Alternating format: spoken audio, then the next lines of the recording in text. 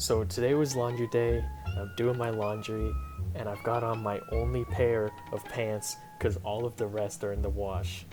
And so, as my stuff is in the washer, I'm back in my room, and I'm sitting down, and I go to take a drink of water, and as I take a drink, my brain just like fucking turns off. Like how your brain just turns off sometimes. Completely fucking turned off. I missed my mouth by a mile. All of the water goes right onto my crotch.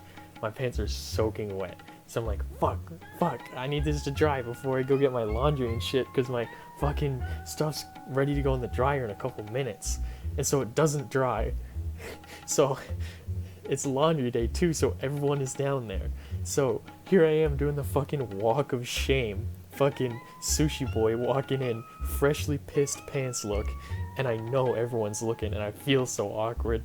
It looks like I just pissed my pants, and so it feels like everyone is staring at me. So I just say this out loud to no one to no one in particular. Like, I literally fucking said this out loud. I looked up and I said, "Oh, this? Nah, I just spilled water. It's not piss." And everyone who wasn't already looking at me is now fucking looking at me, and I just fucking ran out of the room. Fuck.